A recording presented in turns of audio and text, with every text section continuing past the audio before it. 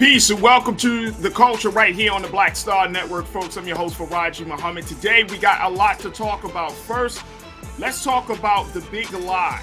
This is the consequence of denial. Why the big lie is unraveling democracy in America. We'll have more information about what's going on as there have been new text messages that have been revealed.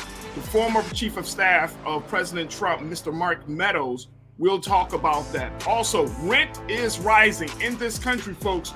Rent is going up 10-11% across the country. We check in with one real estate agent to give us some insight about the impact that it has on Black and brown communities.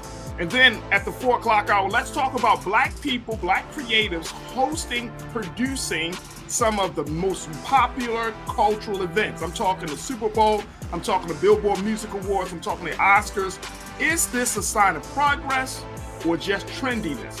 We have that conversation. And then later, we're going to have a special interview with actor, producer Richard Gallion. So stick around for that and a whole lot more. So stay with us, folks. We got a lot to give you on today's edition of The Culture right here on the Black Star Network. Let's go.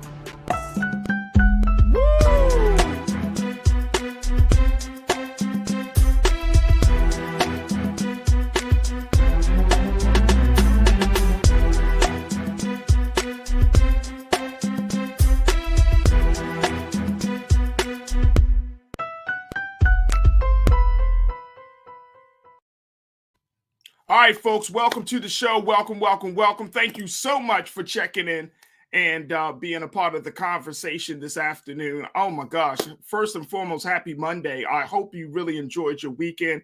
You had a chance to spend with yourself, with your family, and just gotten some rest. So happy Monday. Folks, let me just say, as I'm looking at this big conversation that we're going to be having today around what's been going on with former President Trump and his administration in terms of the behind-the-scenes communications of everything from the last presidential election to the January 6th insurrection and riot.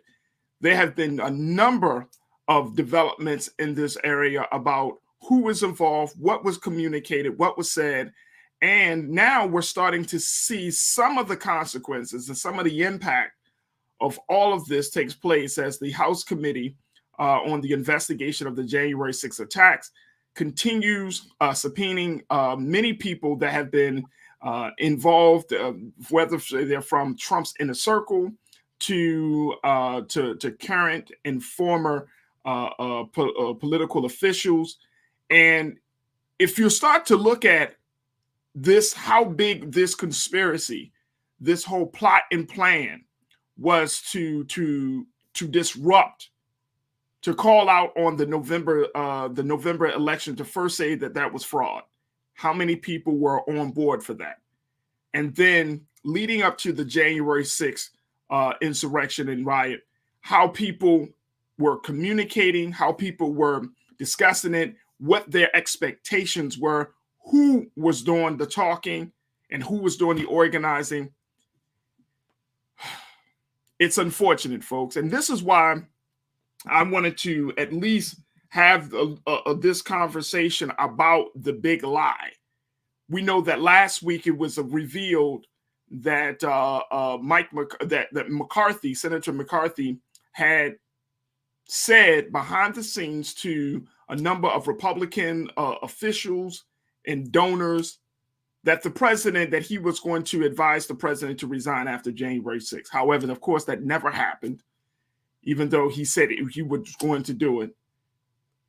And then he also said that he did not say that, even though those audio tapes were leaked, saying or at least showing that he was going to make that attempt. He was also expressing some very, very some disappointment and dissatisfaction with President Trump, how he handled it, and it has gone on to say that the president pretty much admitted that has taken on some responsibility for what we saw on January 6th.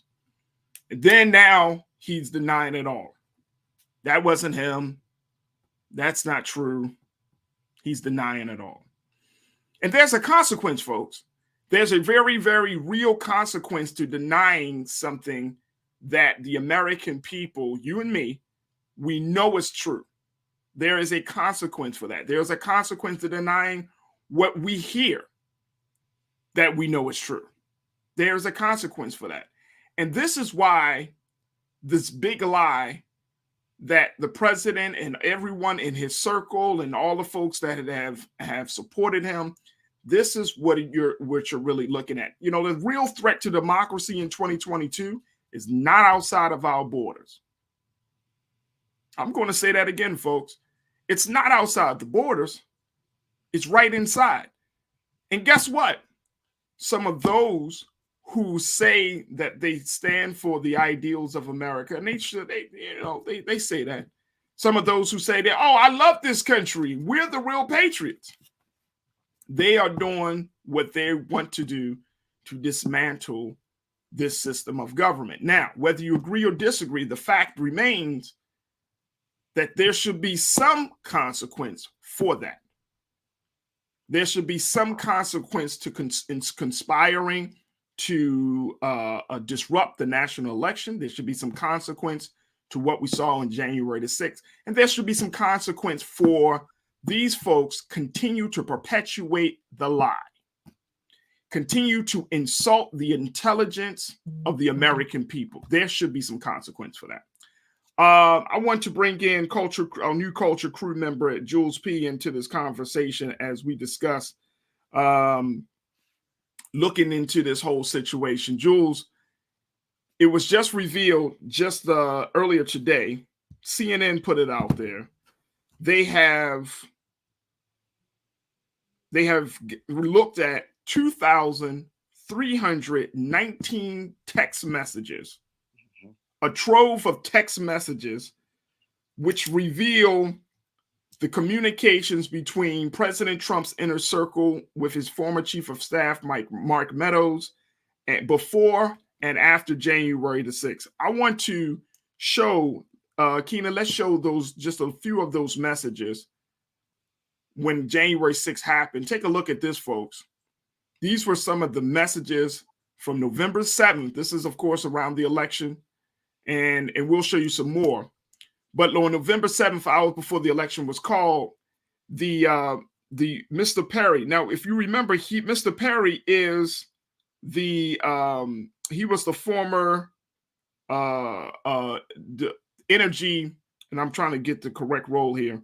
Mr. Perry was he was in charge of the energy secretary. Rick Perry was the energy secretary. President Trump's son, Donald Trump Jr., they all texted Mr. Mark Meadows on November 4th and 5th with ideas for overturning the election. And Mr. Perry texted Mark Meadows and said, we have the data-driven program that can clearly show where the fraud was committed. This is the silver bullet. Folks, these are never before seen text messages from various people in Trump's inner circle. So you have the former energy secretary, Rick Perry, saying that they have the data that they can clearly show which fraud was committed. This is the silver bullet. They were planning on this from the very, very beginning. Then there were Mr. Mick Mulvaney, Trump's former acting White House chief of staff. He texted Mark. He said, Mark, he needs to stop this now. Can I do anything to help? Now, this is the text message from January the 6th. Marjorie Taylor Greene said, Mark, I was just told there is an active shooter on the first floor of the Capitol. Please tell the president to calm people. This isn't the way to solve anything.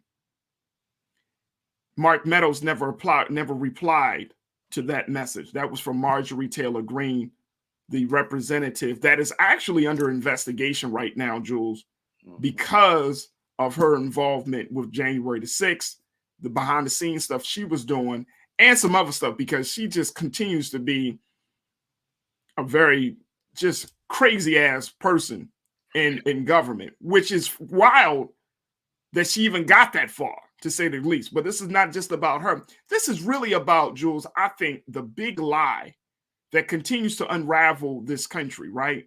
You know, and I know we're very critical on this show and on this network about democracy, about America, America's relationship with Black people and oppressed people in this country.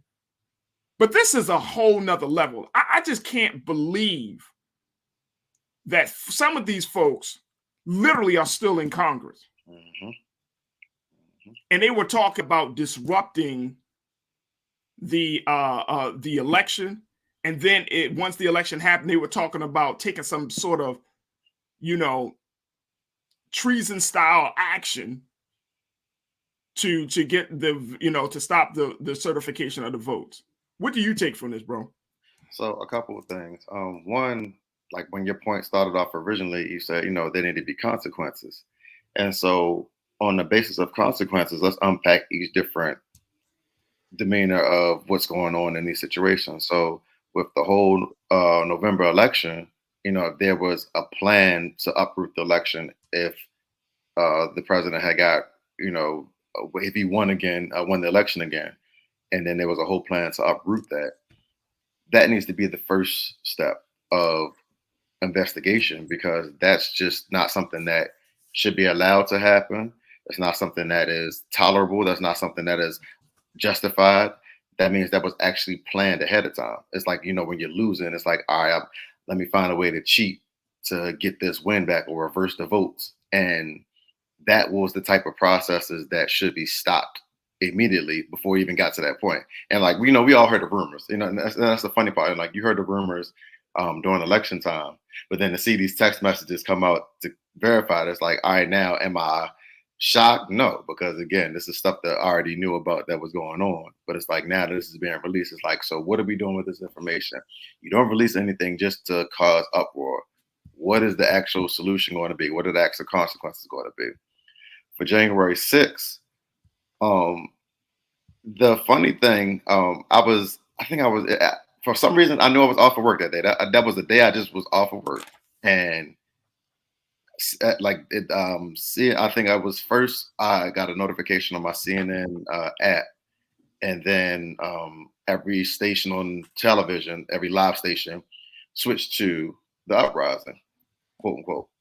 And the thing that I sat there and wondered, I said, of course, this is his supporters causing all this ruckus at the Capitol. But I literally said to somebody, I said, how long is it going to take for him to speak? Because I know that there's people inside the Capitol that's in contact with him. His inner circle is in contact with him. And what it took, like almost 2 hours for him to finally make an announcement or, come on live. And it's like, that again, to me, is something that was planned, because it's like, let me see how far they can go to ride for me before I'm able to speak to the American people saying, stop it. Like, look, like I'm the hero to say, you shouldn't do this. Stop, everybody, please calm down. But clearly now we have a text message chain of everything that's been going on and being said behind closed doors of what was being said to him, brought to his attention already and was never acted on.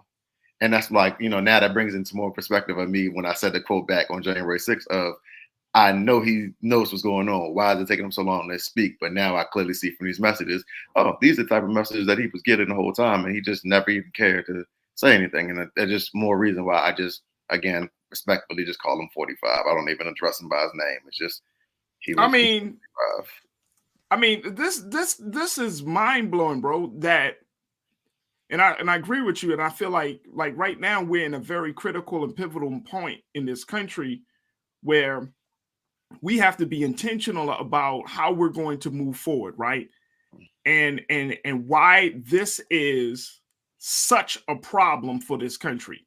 There's no way in the world that the Biden-Harris administration can sweep all of that that's happened under the rug. If they do, they are really they are really like working toward uprooting their own foundation. You got to address this lie, man. You got to address all of the denial that it has been happening from congressional members all the way up to the former president. You got to address this, man. Right. Like this thing, bro, you and I know that anytime a lie gets out there, anytime you have this much this level of, and it's hard for me to explain because it's such an insult to us as the American people. Anytime you have this thing so big, this conspiracy that has encompassed so many different people, so many agencies, everybody, you had, energy secretary, you have the chief of staff, you have the military, you got the police, you got people in Congress, you know what I'm saying? Like, you got all these different players in this conspiracy. Mm-hmm. And the president, as it stands right now, President Biden or Vice President Harris, y'all got to come out strong and say something. You know why? Because say something, bro. Because it's. Let me tell you, it's tearing America apart. Mm-hmm. Now look, folks. I know what y'all say. Y'all's like, well, man. Some of you probably like, man, the hell with America. We live here. Right. You know what I'm saying? We live here. And I don't know about you, but I'm not trying to save America just because of just because I think it's the right thing to do. Or I'm talking about, can this country truly afford being torn apart the way it is right now? Right. And I mean, can this country sustain an active effort by those in government and in Congress, those who have high-ranking positions in the private sector? I mean, can this country really sustain that? The first show that we did, Jules, of The Culture, the very first show that we did was on this idea, is America headed toward a civil war? Is America heading toward a civil war? Can we really truly deal with that? And I'm just asking, I'm not expecting you to answer. I'm just throwing it out there for our watchers and listeners. Can we really deal with that? Like on a fundamental level, is the country ready for us to, for people to, I don't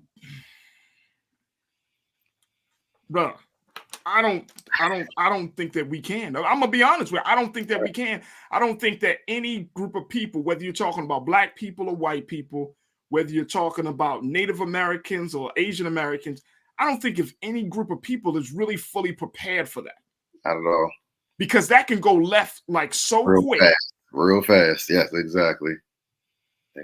And it's like we're in this place. We got midterms elections coming up, Jules. We got a national election coming up in 2 years. What does that look like? Are we going to see some level of resistance at the polls? Are we going to start to see some? I mean, what are we going to see as this country goes to the ballot box?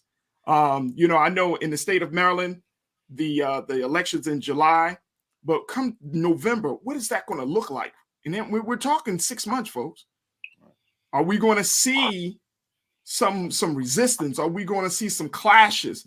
What are we going to see? What you think, bro? I think less voters. Like that's the sad part about these type of situations. Again, speaking from just my experiences growing up. A lot of people that I've known just they don't trust government. I know people that don't vote. Well, now we're looking at the potential of more people not voting. Like, they always have these campaigns, your vote counts. So, black people voting and things like that. But it's like, at the same sense, it's like you're getting shown that nothing's being done. No consequences are being handed out to these type of actions.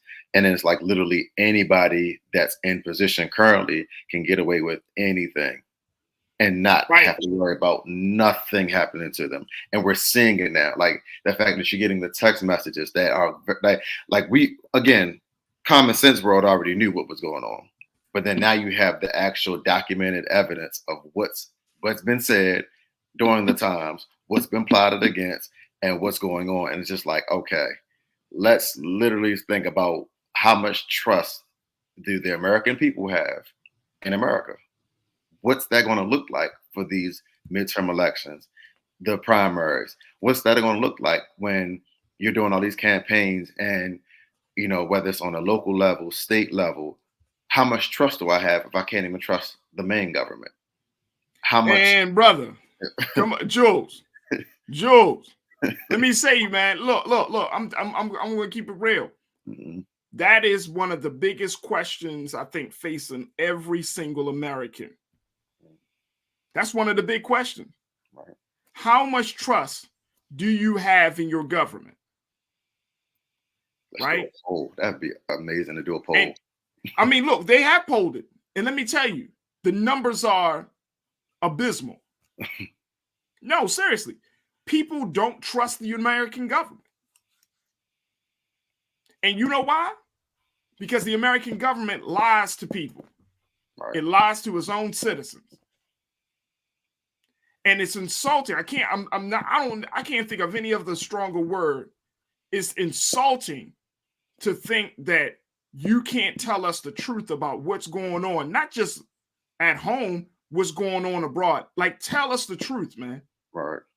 Like, at this point, the situation in this country is so dire that the truth will become a refreshing turn. That's how, you ever been in a situation, bro, where somebody is just feeding you a bunch of BS for so long? Yes, I have. You're just like, bro, just tell me the truth, man. Just get to the truth of the situation. You might be like that. You might have had that experience in a relationship, like, man, just tell me the truth. You know what I mean? Like, right. Because the truth is, it relieves you of the pain and the pressure. It helps to bring balance to your sanity when you know the truth.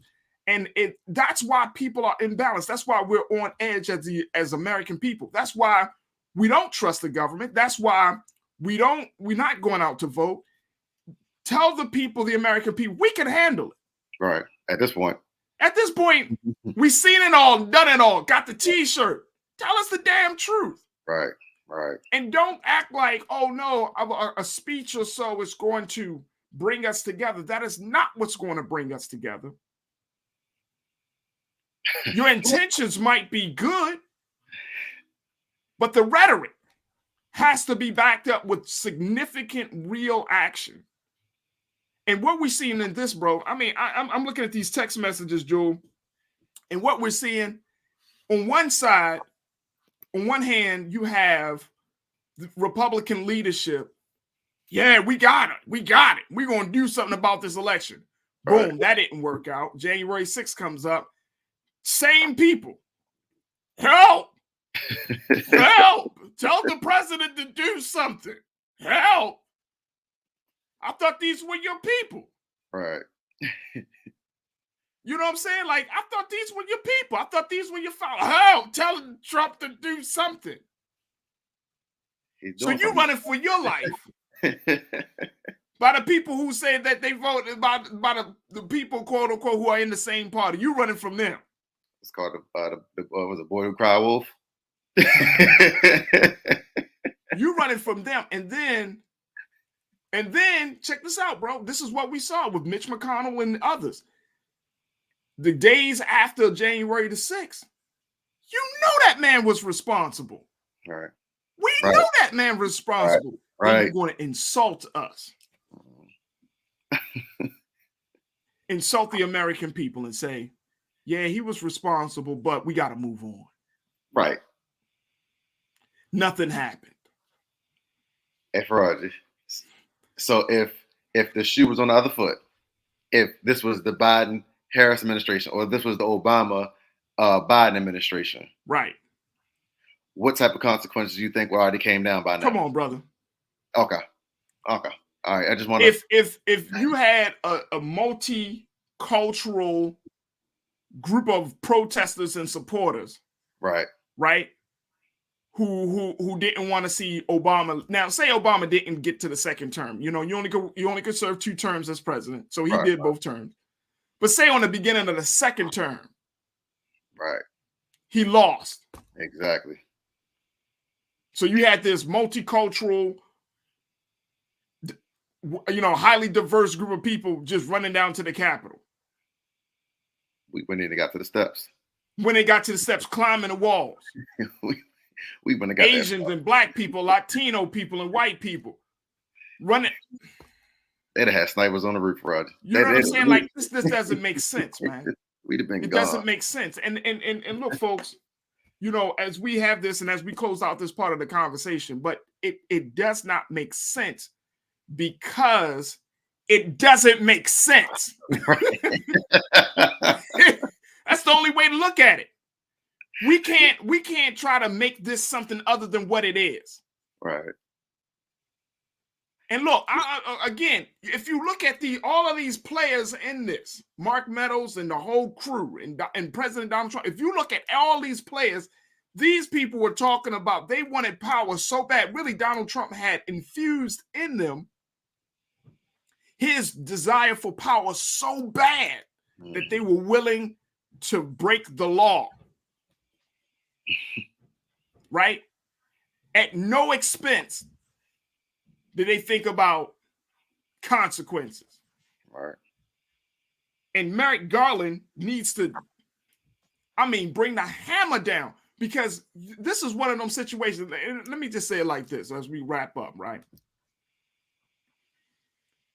In other countries around the world, they often talk about, and we, we're on this side of the water, so we don't truly know what's going on in other countries. They talk about the dictatorship of Saddam Hussein and all of those people, right? Mm-hmm. We're in the point right now where if you don't have tough law in a sense of addressing this, like putting your foot down, dropping the hammer down, it's going to become like a cancer, and it's going to infect every element of life for the American people. Right. Every element of life. And just like cancer, you expose it to radiation. You have to expose this lie. You have to expose the players. You have to make people pay for the disruption if you want to see this country move forward. And I think time and time again, we're seeing this right now. If the Democrats, if they expected not just to win an election, I'm not talking about that. I'm talking about something very much bigger than that. Right. If the Democrats are talking about really regaining the respect and restoring some level of decency in this country, you better bring the hammer when you got it right now. You better take your Thor hammer and bring that shit, bro. Otherwise, this thing is going to get so out of hand, you will not be able to contain it. Exactly. I'm gonna go ahead and get you what's your final thoughts on this, Jules? We got like 30 seconds, brother. But that's exactly the point I was making. It's like, if you don't address it now, then it's like, then people can get away with anything continuously after this, because this is actually where you need to put the hammer down and say, hey, this is not right, and these are the consequences. That's the key word. We said it last week, I'm gonna say it this week. Consequences. These are the consequences for your actions. Right now, there's no consequences, so I can freely do what I want, and that's the problem. That is the problem. The consequences. Let me just share this very quickly. Marcia Garcia put it out there. She said, that our politicians are corrupt, uncaring shareholders. In the old days, the Republicans dealt with Nixon here in Orange County. Yep. Donita checked in and said, Farajii, American has been on chemo. They have lied since Columbus. Yep.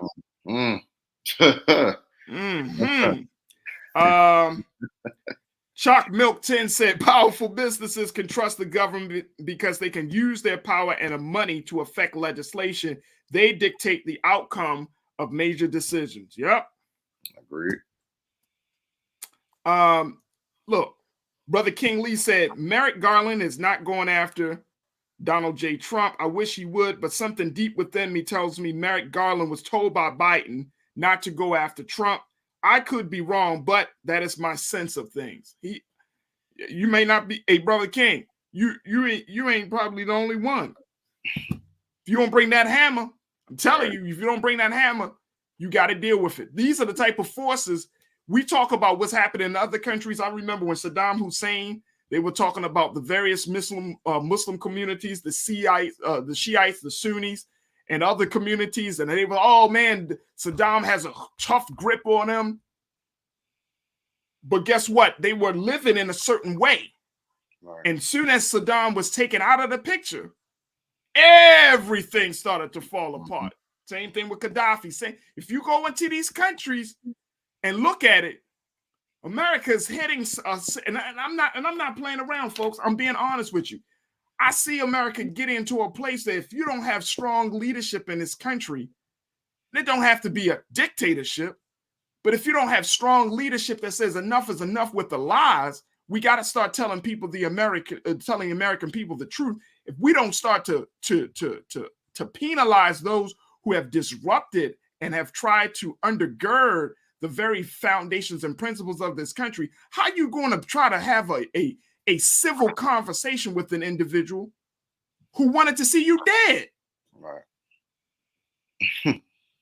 In the street, you ain't trying to see no man's telling you, I want to see you dead. And you like, come on, man, give me your hand. Let's talk about this, my friend. Let's work together on this policy. He hates you. He hates you. You know what I'm saying? And we got to address that. But this, oh man. All right, Jules, we got to take a quick pause. We will continue to keep folks posted, keep you posted, folks, about these new developments, the number of text messages, all of these things. We're going to help to keep your eyes on it. But folks, this big lie is unraveling this country at a very, very rapid pace. So we will certainly keep you posted on that. We got to take a quick pause. When we come back, let's talk about rising rent in the country. We check in with a real estate agent, Leah Turnage, to talk to us about what Black and brown communities can do to deal with this epidemic. We'll have that conversation up next. So stay with us. It's The Culture here on the Black Star Network.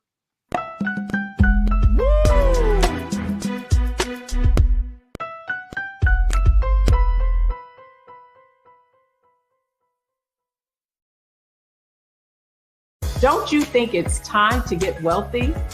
I'm Deborah Owens, America's Wealth Coach, and my new show on the Black Star Network focuses on the things your financial advisor or bank isn't telling you.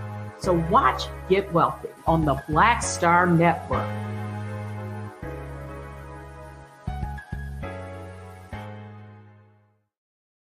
Pull up a chair, take your seat. The Black Tape with me, Dr. Greg Carr, here on the Black Star Network. Every week, we'll take a deeper dive into the world we're living in. Join the conversation only on the Black Star Network. Hi, I'm Dr. Jackie Hood Martin, and I have a question for you. Ever feel as if your life is teetering and the weight and pressure of the world is consistently on your shoulders? Well, let me tell you, living a balanced life isn't easy. Join me each Tuesday on Black Star Network for A Balanced Life with Dr. Jackie. We'll laugh together, cry together, pull ourselves together, and cheer each other on. So join me for new shows each Tuesday on Black Star Network, A Balanced Life with Dr. Jackie.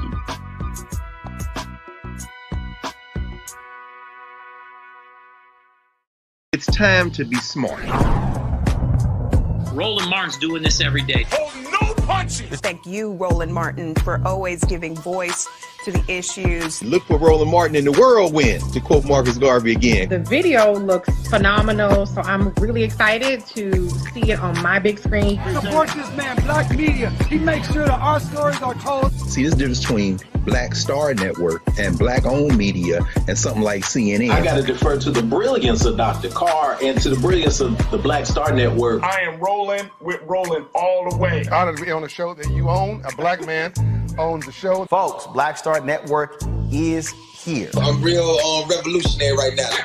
Roland was amazing on there. Stay black. I love y'all. I can't commend you enough about this platform that you've created for us to be able to share who we are, what we're doing in the world, and the impact that we're having. Let's be smart. Bring your eyeballs home. You can't be Black-owned media and be scared. You dig?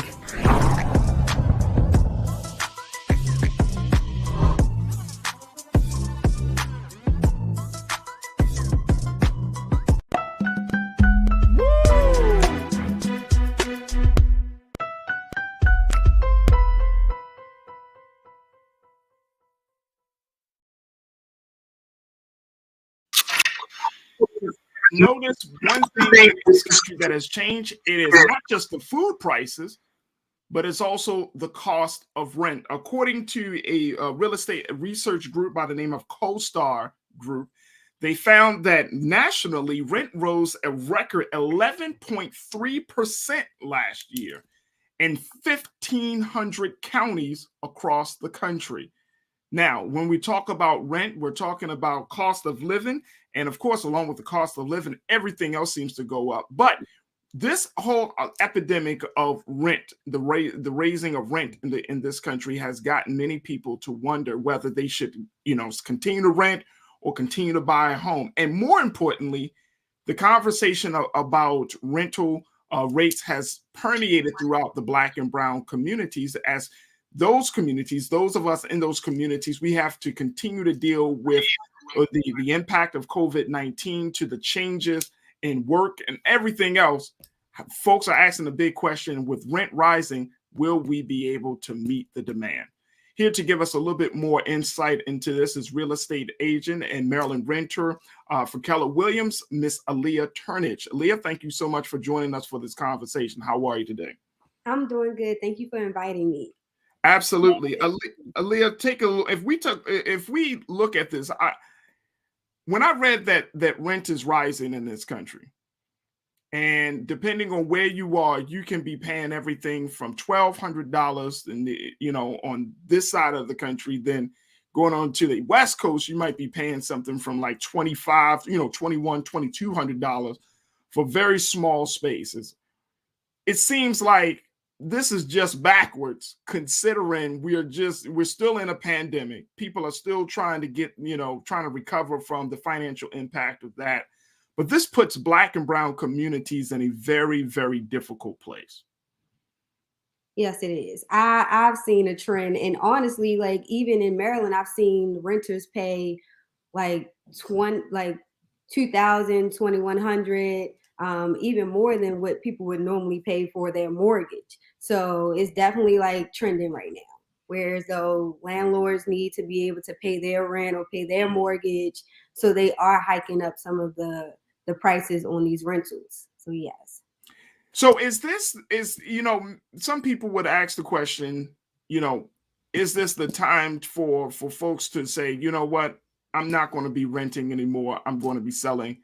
What is the marketplace looking like for home ownership? Right now, honestly, even though most mortgages or mortgage companies, they are saying that the rates are going up, it's really at its all-time low compared to like what rates were like back in the day. So I still think it is a really, really good time to still purchase. And honestly, any time is really a good time to purchase, because even though we may feel like, oh, well, we can't really afford a mortgage, you ultimately paid for someone else's mortgage. So you really can't afford it. It's just preparing to do so. Yeah. I want to, Akina, if we're going to, I want to share something. The Washington Post, when they did this story about the rising rent, they said something. I think this is important for us to keep in mind. It said, quote, the burden of rising rents falls heaviest on younger households, as well as on Black and Hispanic families, further exacerbating long simmering inequalities. Nationwide, about 2/3 of American families own their homes as of the end of 2021, according to the Census Bureau. But the same release shows a majority of Black and Hispanic families rent their homes or apartments, while just over a quarter of their white peers do the same. What's been, as far as you know, Aaliyah, what's been some of the key factors of why there's this dynamic and this disparity between home ownership within Black and brown communities versus white communities? The biggest factor I've noticed is kind of what's the benefit of owning your home. And I feel like sometimes like Black and brown people, we don't really understand the significance of it. So we don't do it, or we feel like, okay, well, I can't afford this, or I can't do this, so I'm not going to strive to do it. Or you're honestly comfortable in where you are, like, so you don't feel the need to do it until your landlord is like, yeah, the price is about to go here, or hey, I'm trying to sell and I want you to go to another place, Right. So I think right. the main things, as well as people don't really know. Well, again, they're not educated, so they don't know what their credit score needs to be, or they don't know how much money they need to save. They just kind of assume that they can't and then don't. Here, I want to share this other piece of information. According to Realtor.com, they found that the median rent for homes with two or fewer bedrooms, Aaliyah, rose by more than 19% from December 2020 to December 2021. Damn, I mean, I'm sorry. I mean, in a year's time, 19% in the 50 largest U.S. metro areas. Yeah, no, that's a huge jump. And here's, you know what? This might be, I was going to say my socialist side, but this might be crazy. I'm thinking if this country is at it has been put to a standstill because of COVID. Yeah. If people are getting back to work, right? We know that there has been what they call the Great Resignation. People are leaving work, some of their jobs, because they're looking for better opportunities and more fulfilling things to do. Yeah. If all of these changes are happening, how is it that when it comes to real estate, when it comes to the management of real estate, how is it that they can just say, all right, yep, we got to go up? And it just seems like whether you're renting or buying, it just seems like that industry is completely oblivious to all of the other issues. How is that? The thing is, the people that own this real estate, that own these properties and things, they are going through the same things that everyone else is going through. So I can't tell, Aaliyah. They're like, hey, we need your money, the price, so I can make sure that I'm like being able to do the things that I'm doing. Because some people that own homes, that is all they do. That they are property managers, they're landlords. They want to make sure that they're still getting the money they're getting. And even though it seems like it's a hike, they're hiking the prices in the wrong time or at the wrong time, it's really trying to recover from what happened to them as well. Because some renters weren't paying their rent during the whole the pandemic, and it was just a lot, whereas though they lost money. So now they're trying to recoup. Right. Which I understand on the business side. Yeah. And this is why I think that there needs to be a greater conversation about, and I don't know if you and your colleagues have had this discussion, but back in the day, they had and I'm trying to, there was the name of where you only could pay a certain amount of rent in certain areas, right? Okay. Because of the economics of the area. If you're in a low income neighborhood, you can't be charging. It should be against the law for you to charge this extraordinary rent, especially if you find that you have a lot of seniors in that neighborhood, and you have certain citizens in that neighborhood that you shouldn't be charging an exorbitant amount of rent. But it doesn't seem like in this country we're going into that space. I think they call it rent control. Rent control is no longer. It doesn't seem like it was something that was done back in the day. But it seems like that is something that is way gone. Is there any conversation within the real estate industry that rent control should be reinstated in a lot of these big cities? I haven't had that conversation, but I do know that because right now it is a seller's market, they are controlling everything. And if you don't have any type of buying power in this market, you will drown, and you'll be in a situation where you're renting and you're paying a lot of money, So right. I haven't had that conversation with any of my real estate friends or at my brokerage, but I definitely am going to bring that up so we can have that conversation. Yeah, and it might be counterintuitive to your profession. Maybe. You tell about controlling people's rent, they're not buying. But it might be. But I'm just saying, just in terms of the equity of it all, because I feel like we're in a space right now, Aaliyah, that people are hurting. I mean, people want to move. They want a better place. Like, for example, we've talked about on the show, people are leaving big cities, Los Angeles, New York, Chicago. They're going to smaller cities, even though bigger cities down in the southern part of the country, Houston, Dallas, Birmingham, Atlanta, they are swelling up right now. What is the industry saying about that that migration of folks? Are we going to start to see prices continue to rise, or are we going to start to see some leveling out at some point?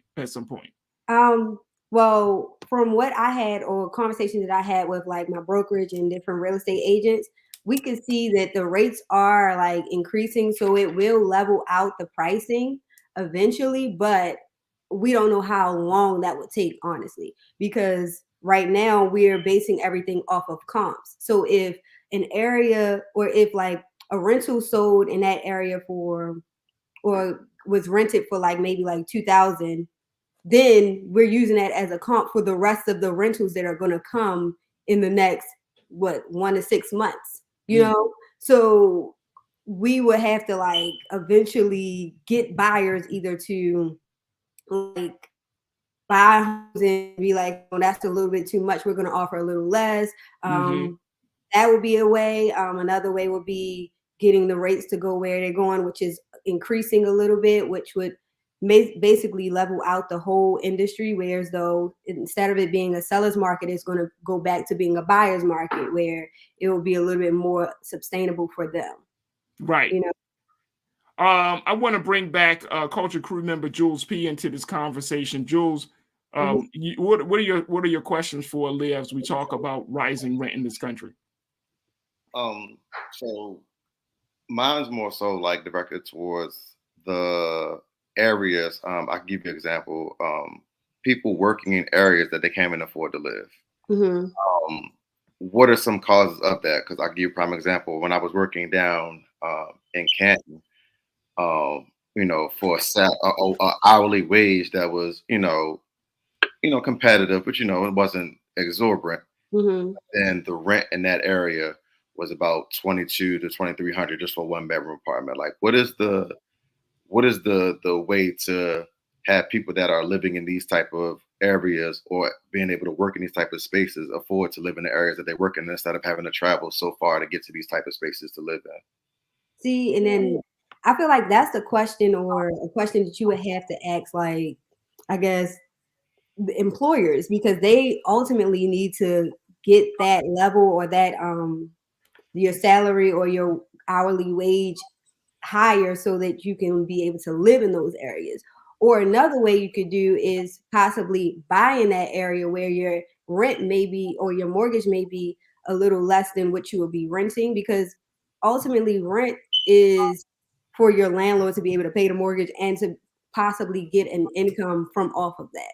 So it's going to be hiked up just a little bit. So if you were able to buy in that area, your mortgage may be a little bit less than what you would have to rent in those areas. So speaking of mortgage, Aaliyah, I mean, you know, Zillow did a study, and Zillow, the website that offers, you know, rentals and you know, ownership opportunities. But Zillow, they just did a study, and they found that Black Americans are denied a mortgage loan 84% more often than white applicants.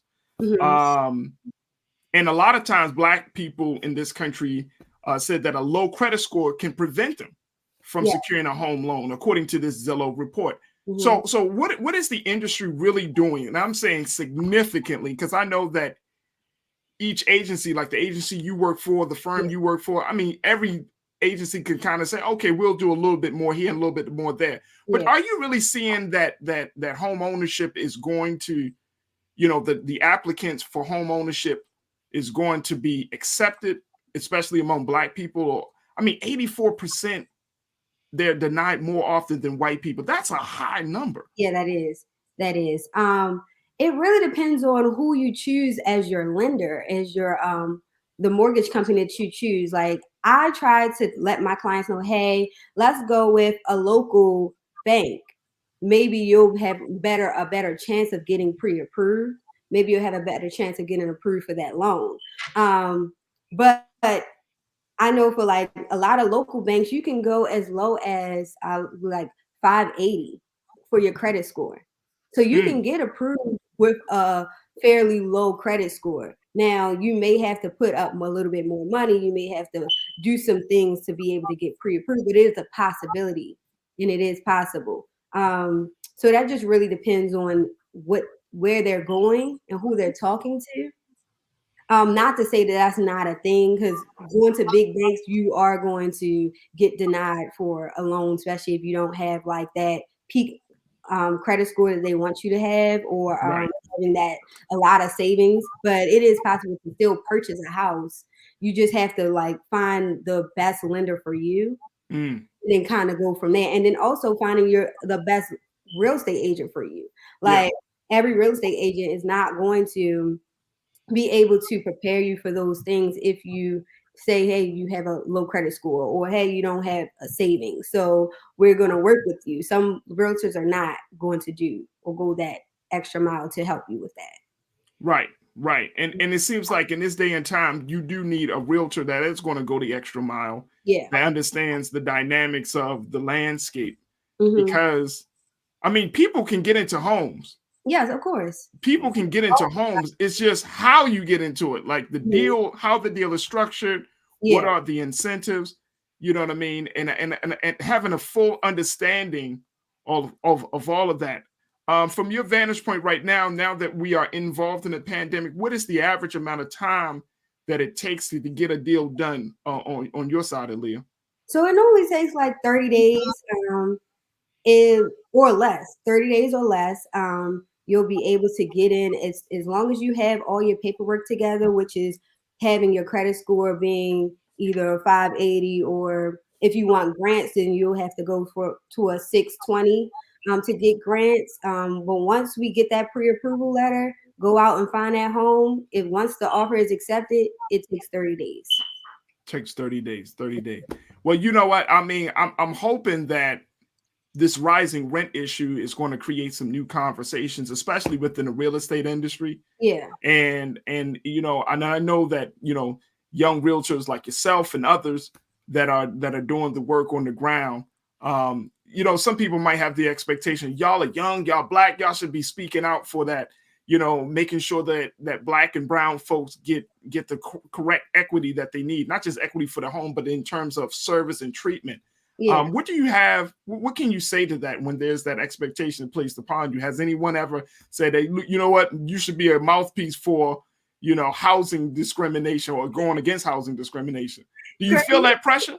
I don't, because ultimately I always just educate people regardless. So if I'm having these conversations, like I can have a conversation in a restaurant, conversation while I'm walking at the park or something, talking to my friends, talking to family, I'm always educating them on their options. Now it's up to you to put in the work to get to where you want to be and to ultimately purchase. But I'm always going to like feed education to anybody that comes my way. So it's never like a conversation for people to have with me, because I'm always talking about it anyway. Yeah. Are you optimistic and hopeful about the way rental costs are going and the way that the marketplace is going? Are you optimistic? Yeah, I am. I feel like it will level out. It just will take some time. It's not going to happen overnight. Like, and yeah, that's kind of how I feel about it. Okay. All right. Aaliyah, we appreciate you for checking in and being a part of this conversation. I just want to say that we need to stop this damn rent, though. This thing is getting way out of hand. This rent control, I'm telling you. Hey, look, I'm a huge advocate of making sure people get into homes, making sure that people have, you know, equal access. Yes. When we look at this situation, it gets way out of hand. And, you know, something that just came to me, and I know we got to run out of time, but I just want to get your take on it. Gentrification. So many people have often said that gentrification kills the community, but is that true? And if it does, how much killing is actually happening? I don't even want to say it's killing the industry or killing the city. It's just, if you don't want to live in the city while they're doing the renovations and building that part of the city up, then you're going to come back and it's going to look different. That's just really what it is. Because right now we have like Live Where You Work, which they give like grant money to people who want to live in like inner cities. And these are areas where they're actually doing new development and all that. But our people are like, hey, I lived here already. This is basically the area that I grew up in. I don't want to live here. I want to move to the county. At that point, we can't control where you want to live. So if other cultures come in and it looks totally different when you come back, whose fault is it at that point? And that's not important. Whose fault is it? Because I've talked to a lot of clients. Hey, you want to move here? Like, hey, they are giving grant money to live here. No, I don't want to live there. okay, I can't force you. I can't. Got you. You gotta be just. You have to be very intentional, just as the other folks are very intentional about the neighborhood. That makes sense. That makes sense. Partnership, like, you know, if we live in these communities and we see it's trash on the ground, like we need to pick it up. Like, even if you didn't throw it down there, that's the same as what I'm talking about now, which is if you want your community to stay black and brown, you have to move in those communities. If you move out of them, somebody has to live there. Yeah. We see it all the time. I hear it all the time from folks across this country, Jules. People have said it's like you have to make the choice to live in neighborhoods. You know, regardless of what city you in, if you say, no, this is my neighborhood, I plan to be here, I plan to stay here, that has to be an intentional choice, not just a choice based on circumstances. Leah Turnage, thank you so much for taking time out your busy schedule to talk about this issue. We truly appreciate you. Thank you so much. Absolutely. Folks, we got to take a quick pause. When we come back, let's talk about what we're starting to see, a growing trend in the arts and culture spaces where Black folks, Black creatives in particular, are not just hosting, but are producing some of the biggest cultural moments in Hollywood and across the arts and culture space. We want to have this conversation with Mr. D. Chase, who is an event promoter. We'll have that discussion up next. So stay with us. It's The Culture here on the Black Star Network.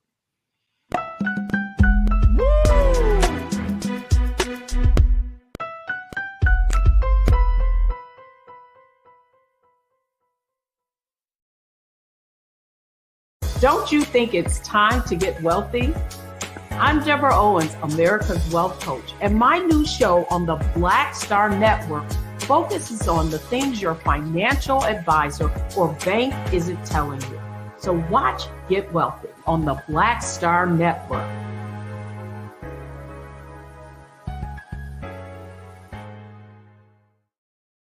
Hi, I'm Dr. Jackie Hood Martin, and I have a question for you. Ever feel as if your life is teetering and the weight and pressure of the world is consistently on your shoulders? Well, let me tell you, living a balanced life isn't easy. Join me each Tuesday on Black Star Network for A Balanced Life with Dr. Jackie. We'll laugh together, cry together, pull ourselves together, and cheer each other on. So join me for new shows each Tuesday on Black Star Network, A Balanced Life with Dr. Jackie.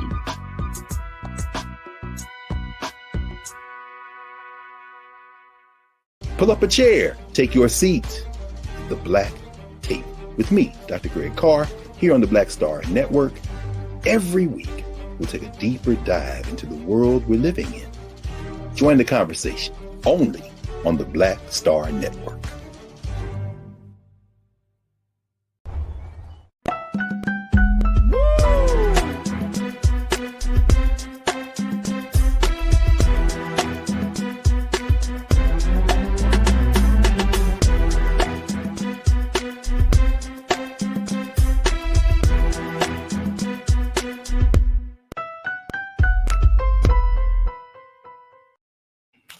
Folks, welcome back to the second hour of today's show here on The Culture, right here on the Black Star Network. I wanted to have a discussion around something I didn't read in the news, but just something that I'm personally seeing. I want to bring in my culture crew member, Jules P., back into the conversation with this one. But there is a trend, Jules, and as one who is an artist yourself, as one who understands the various dynamics of arts and culture in general, and, you know, just keeping up with everything. There is this trend that I'm starting to see, and I could be way off in my assessment, bro, but I'm starting to see some of our most brilliant, influential, prolific creatives taking over. And I'm saying that in a very taking over the production of some of music and film and theater's biggest nights. Right. And I'm seeing that because, well, first we saw with the Super Bowl, you know. Now, Jay-Z has always been behind the scenes since he partnered with since Rock Nation partnered with the NFL to do the work that they do with the Inspired Change movement and everything else. But we really saw Jay-Z's hand in this year's Super Bowl event, right? With bringing Dre together and all those power hitters, the legends together. Then we saw the Oscars with Will Packer, given the full range of, putting the Oscars together. We had my brother Dante Winslow, another black man who was the choreographer, the conductor for the Oscars. He was the one that made sure that the music throughout the whole program was there. And now Diddy made this announcement. Keenan, let's bring up Diddy's announcement that he made on Instagram about the role he's playing in the next big cultural moment. Check this out, folks. If you can pull it up from his Instagram. My neighbors, as the sun rises, I have an announcement I want you all to hear. I am returning. Yes, I am returning. And what better way to do that than to executive produce and to host this year's 2022 Billboard Awards.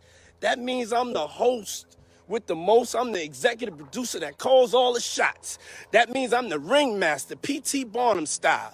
Ain't no party like a Diddy party. Okay, we're gonna come through with one of the most disruptive lineups in music history, with one of the most controversial hosts in music history, me.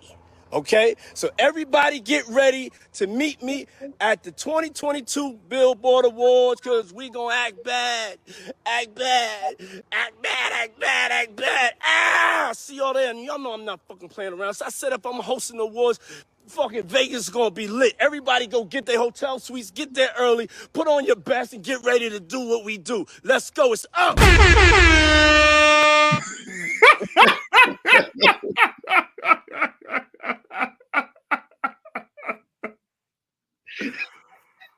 Oh man.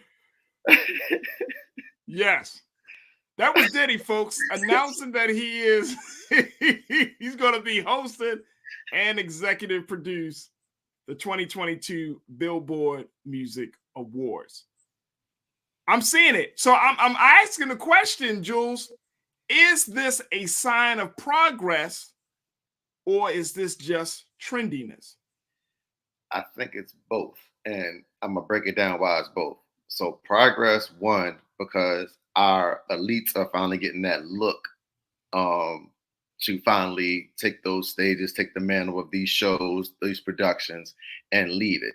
Trendiness is because the more successful these events are being, then the more looks we'll get and opportunities we'll get in the future. So that's why I say it's both. It's actually a great look for us.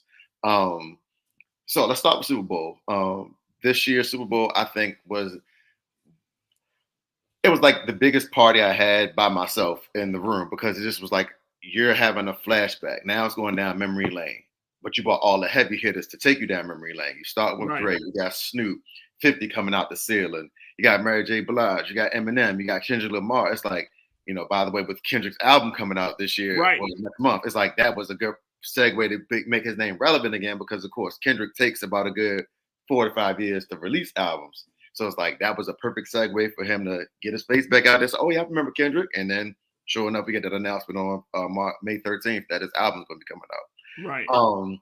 For the Oscars, Will Packer. And like, again, here's why I say progress and trendiness are kind of sort of when you get both sides. Progress that he gets to produce the Oscars, trendiness because of what happened at the Oscars. Yes, we all seen the great production, but again, what the most talked about moment from the Oscars is we already know what it is. And that situation is being handled and dealt with, but at the same sense, that also puts another stamp on the great, like, I don't want to take away from the production job that Will Packer put on, as well as the hosts, that the three women hosts that took care of that mantle and also carried that Oscar. And then, next going to Diddy hosting Billboard, which I think is actually a dope idea, because when I think of music, that's one of our culture's biggest representations of music. I'm from the era where you had Bad Boy, where Bad Boy was the most dominant. That's when you had factions. You had the whole groups, Locks. You had Craig Mack. You had Of course, Notorious B.I.G., Lil Kim. I mean, Bad Boy was running the game. And then so many artists came through Bad Boy, partnered with Bad Boy, worked with Bad Boy. So I actually think this is a fun idea, and it's in Vegas. It's like that to me, you adding fun on top of fun. Because I love Diddy's energy, or he got some Puffy. I'm Puff Daddy. I love Puff Daddy's energy. He got so many names. It's Puff Daddy. That's what I knew him as Puff. That's what I'm gonna call him, Puff. But I mean, he has great energy, and that energy, just in the promo alone, makes you want to tune in. I don't even I don't watch award shows. I really do not. At this stage and age, I just feel like a lot of them are catered to specific genres. Also feel like a lot of times we don't get the looks as far as awards, and we can have that whole Grammy conversation another day. But to see that his energy is going to be brought to the Billboard Awards, I want to see the production now. Like, now I'm focused on the production. I'm not just really caring about who's performing or who's winning awards. I want to see the production, because I kind of feel like his energy will bring a different side of excitement to me that will have me kind of reminisce. I feel like he's going to have some surprises and things up his sleeve that will take us back to, a time we all say, when music is good. I mean, there's great music now, but I feel like there's going to be a reminiscence time or portion of that show where he's going to take us back, and I'm here for that ride. There it is. I want to bring in D Chase, who is a brother that has done both local and national events. And I wanted to have a conversation about this because he has seen the culture evolve in so many different ways and spaces, yet he still stays conscious about who he is and where Black folks have been. So my big brother, D Chase. D, thank you so much, man, for checking in with us this afternoon. It's all about the culture, baby. That's it. That's it. Hey, D, when you've had your hand in some of the biggest events on the East Coast and across the country, right? Yes, sir. From everything from sporting events to like poetry events, to art events, music events, and theater. So you've covered the gambit. Your experience has covered the gambit. What do you make of this trend? And I think it's a trend, D. I don't know if it's a trend or it's a sign of progress, but I'm seeing that now Black creatives like yourself and others are taking your business model, putting it into the art space to produce high class, high quality events. And I'm talking about some of these big ones, the Oscars, the Super Bowl, halftime show. Now Diddy announced he's going to do the Billboard Music Awards. What does this mean? Is this a sign of progress, or are we just looking at a trend right now for 2022? Farajii, is that question directed at me? Yes, sir. Yeah, I mean, I think it's just the time, bro. It's not a trend. It's very real. This really started, if you remember, in 97 and 1998, when Lauryn Hill, she got the cover, I want to say she got the cover of Time magazine. And on that cover, they talked about hip hop's place in the future, and how hip hop was going to become the engine to begin to market all sorts of products.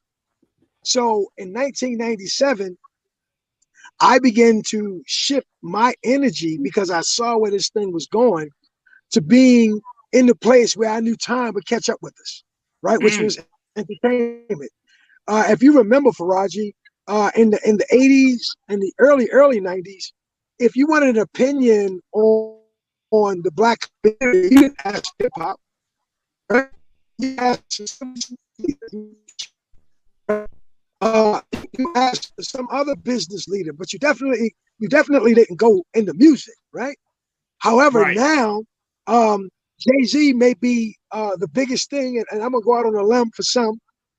He may be the Dr. King of our time. Now, why would I say such a thing?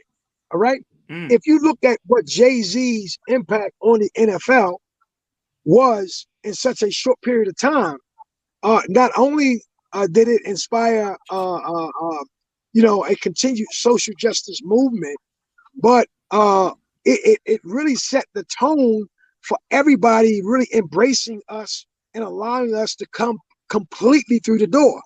And Jay-Z didn't just challenge the economics of it.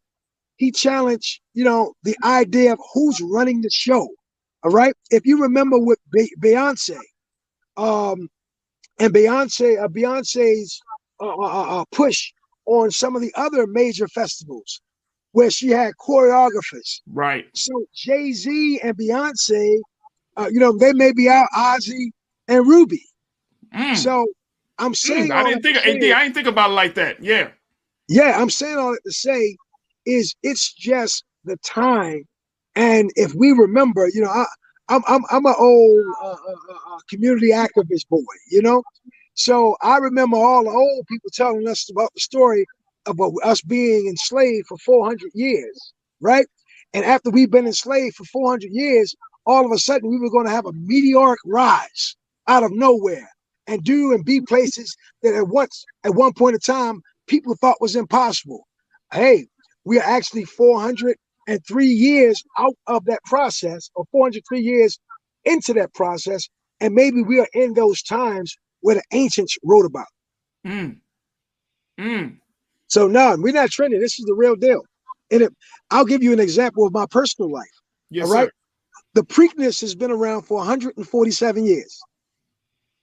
Well, we are myself, Kevin Lyles, LaRon Finney, Shalonda, are all a part of curating the Preakness.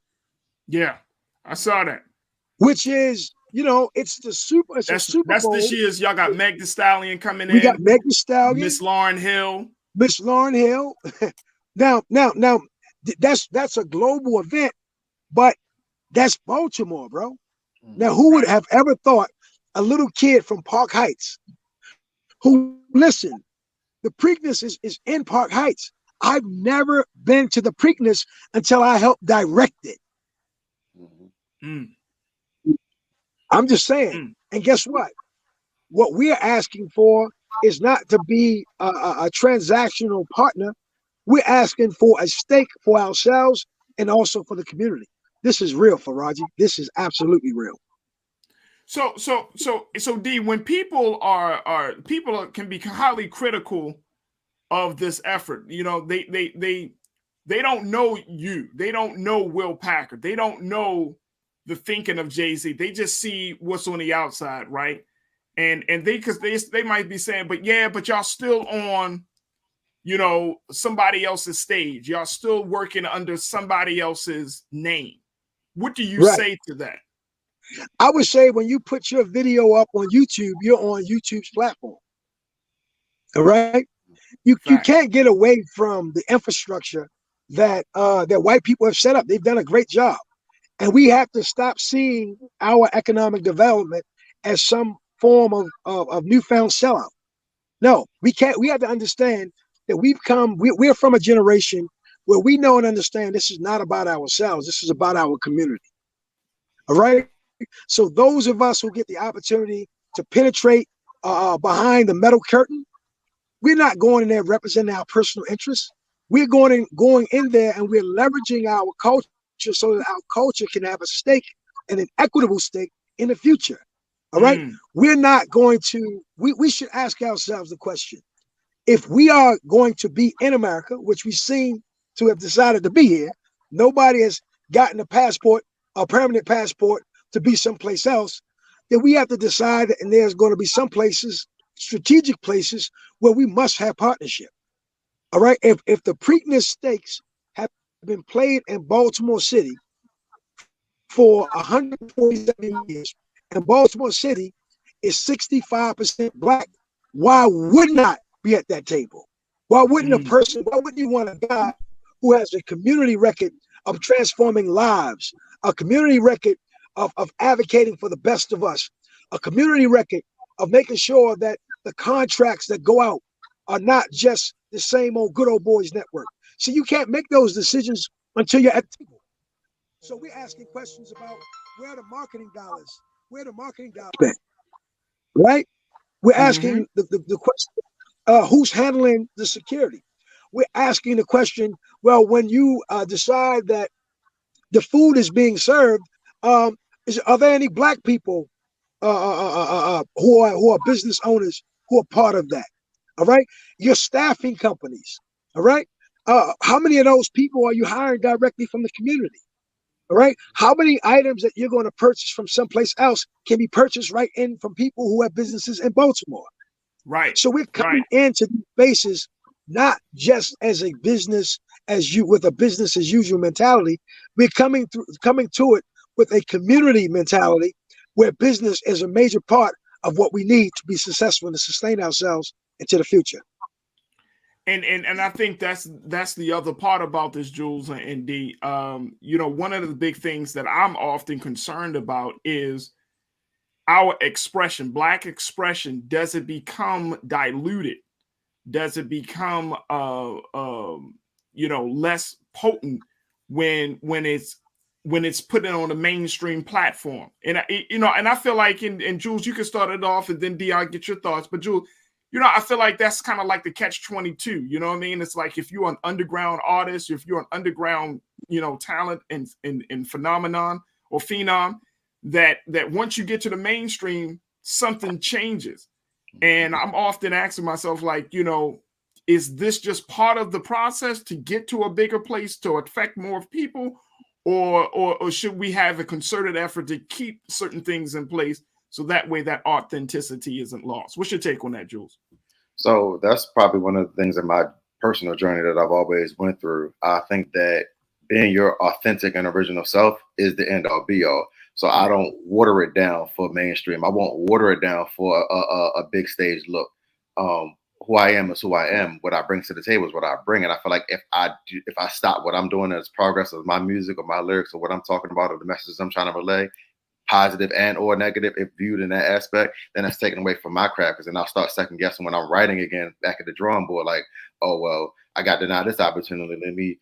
Let me try to change this to this. Or I'll start overthinking my processes and slowing down what I'm doing as far as progressing to get my word and my music out there, whether it's my lyrics or whatever my tone is being set for that song or that album. So yeah. I'm really a full force of just remaining your main self. Like I want you to be able to keep your main stage presence even when you get to these big looks, because it's like, that's what we know you for. Like, all right, if we know we're bringing Meg Thee Stallion to Baltimore, I don't want her to have a watered down performance because she's performing at Preakness. I want Meg Thee Stallion. Right. I want what we're getting on these other networks and these music videos and then these albums, because I need her true self to show, or else we'll get to a show and see, oh, this is watered down version. This is not what I came to see. And I don't want that to take away from the talent or the creatives of the artist. So I feel like you should always remain true in yourself and go full throttle at it. Right, right. And D, to that point, I mean, you have worked with artists. I mean, you were pivotal in the rise of Raheem Devon and other, you know, underground artists that have gotten to the mainstream. What do you say to artists that struggle with this challenge of like, okay, if I go mainstream, I might be asked to do some things or might put out some you know, some content that is not authentic to me? How do we still keep our authenticity even in white spaces? Yeah, I think that, you know, from my experience, a lot of times it's not white people deciding for us what we should be. It's our perception of what they expect out of us that makes us shift without them asking. And that is the power of racism. Wait a minute, D, hold on. I think we need to like really think about that. You saying it's not what they ask from us. Right. But it's our expectation, like what we think that they're going to ask from us before they even say anything. They don't have to do anything. All right. Wow. Because the effects of chattel slavery and all of the demises that have been placed on us have been so effective that we don't ask for the back door. Farajii, we go make that shit. I'm sorry, I don't know if I was. No, you can say it, right? We go make a back door. You don't have a back door, sir? Let me go make it. All right, but I think that, you know, we have been through another process, Farajii, where we've had some very bold and great leadership in this last 30 years.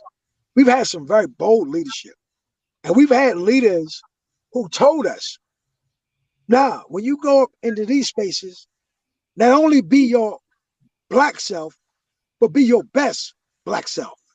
Right? So my challenge is actually the opposite of what the expectation of white folks is It is what is the expectation of us as a people? What is the message that we need to hear? Because we have this stage right now where we are the microphone of the world, how sensitive are we to the needs of humanity? Because God, which is what I believe, did not place us in these places to be buffoons. He's put us through a series and system of pathetic pain, where if nobody else understands the cries of babies, we do.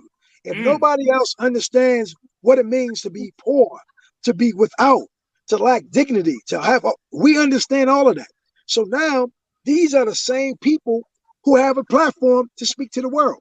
I'm asking us, no, recognize the time and what must be done and act accordingly in an artistic manner. So I think that's what the greater push should be.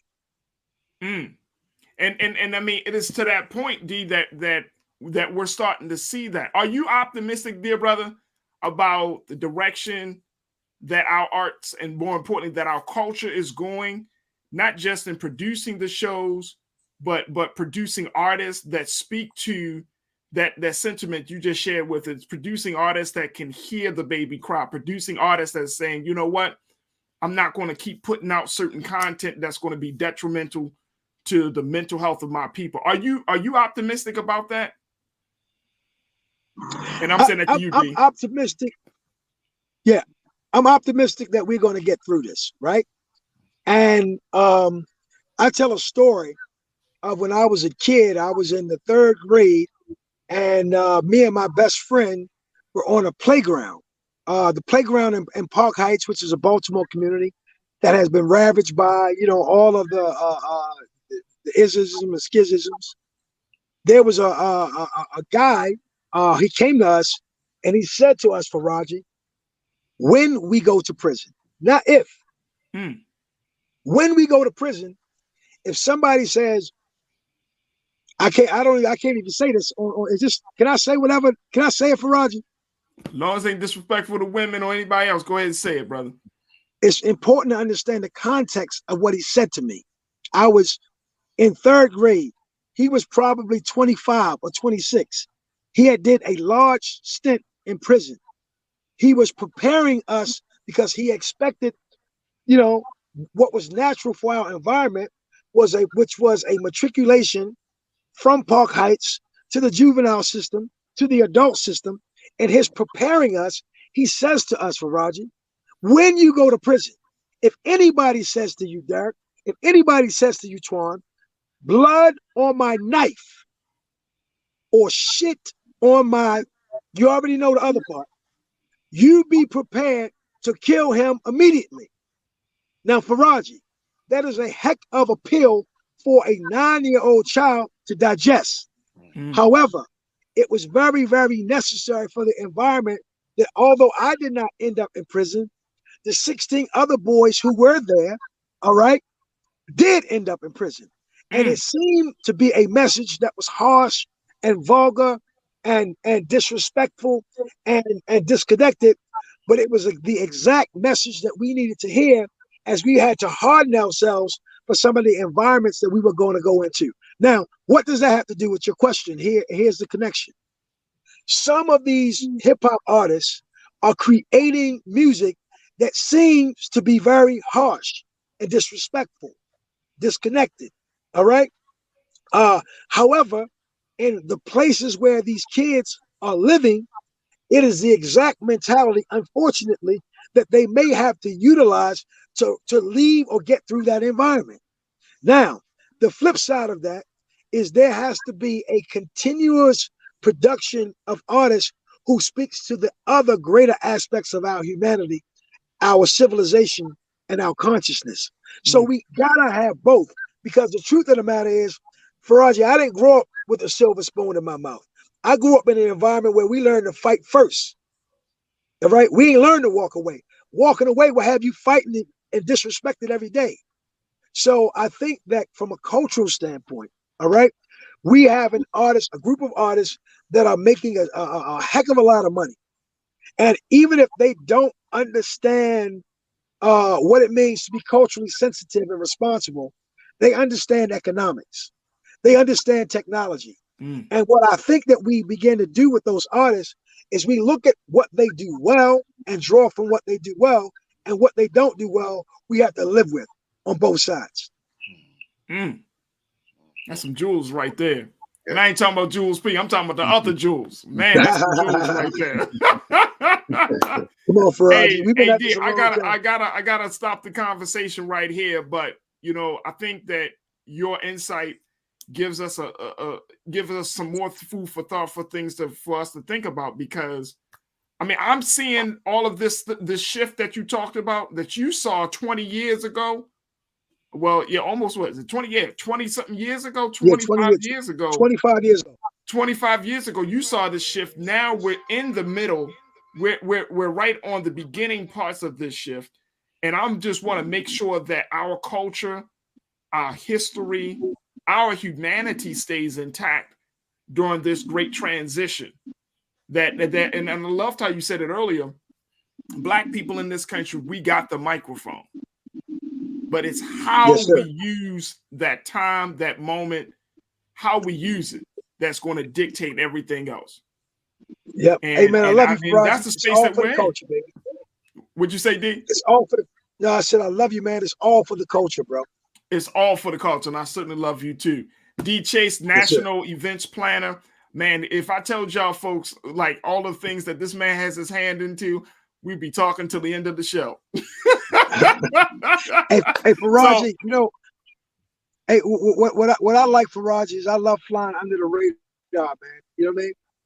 Right. I love flying under the radar. You know, don't put me out there. Let me be a complete unknown. I'm good with that. Hey, look. You might be unknown to some, but you're known in the very important spaces. So we truly appreciate you for that, brother. Real talk. Thank you, brother. I appreciate you, Farajii. Absolutely. Yes, sir. Peace. Folks, we got to take another pause. When we come back, let's check in with actor, producer, stage right, Mr. Richard Gallion. Stay with us, folks. It's The Culture right here on the Black Star Network.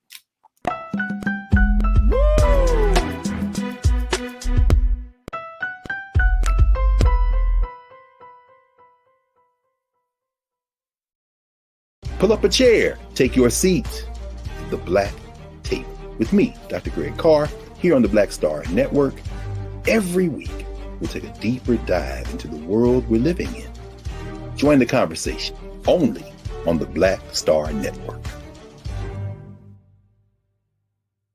Don't you think it's time to get wealthy? I'm Deborah Owens, America's Wealth Coach, and my new show on the Black Star Network focuses on the things your financial advisor or bank isn't telling you. So watch Get Wealthy on the Black Star Network.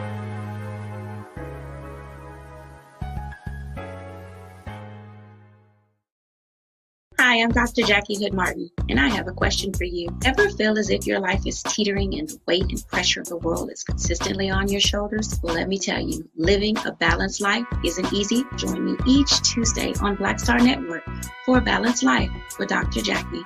We'll laugh together, cry together, pull ourselves together, and cheer each other on. So join me for new shows each Tuesday on Black Star Network, A Balanced Life with Dr. Jackie.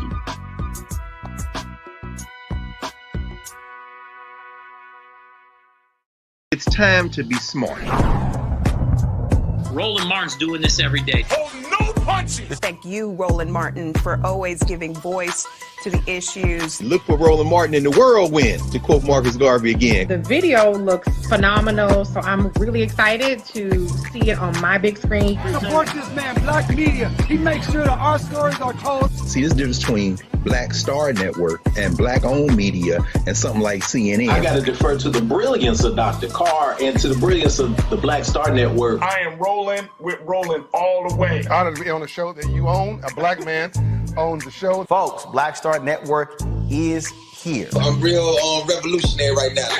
Roland was amazing on that. Stay black. I love y'all. I can't commend you enough about this platform that you've created for us to be able to share who we are, what we're doing in the world, and the impact that we're having. Let's be smart. Bring your eyeballs home. You can't be black-owned media and be scared. You dig?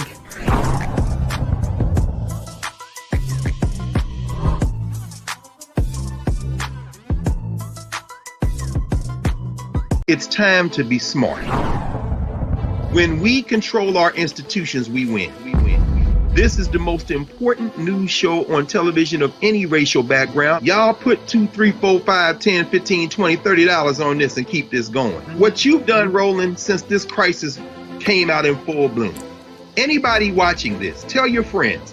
Go back and look at the last 2 weeks, especially of Roland Martin Unfiltered. I mean, hell, go back and look at the last 2 days. You've had sitting United States senators today, Klobuchar and Harris. Whatever you have that you can bring to Roland Martin Unfiltered to support it, please do, because this information may literally save your life. Watch Roland Martin Unfiltered daily at 6 p.m. Eastern on YouTube, Facebook, or Periscope, or go to RolandMartinUnfiltered.com. Support the Roland Martin Unfiltered Daily Digital Show by going to RolandMartinUnfiltered.com. Our goal is to get 20,000 of our fans contributing $50 each for the whole year. You can make this possible. RolandMartinUnfiltered.com.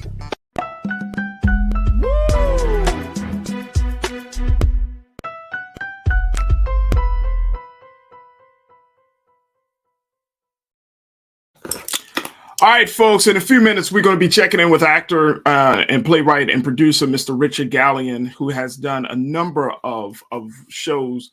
But as we get prepared for him, Jules, I have to go back to this conversation that we just had with D. Chase. Let's check back in with Culture crew member Jules P. Jules, brother, that conversation kind of hit me, man. I'm not even going front, brother. It hit me, and I mean in a good way. You know what I mean? Like it helped me to rethink the discussions that we have about Black culture. And, you know, this show is called The Culture, and as much as we talk about news and everything, is looking at the intangible of how we do something. You know, I said this at the very, very beginning or first day of the show.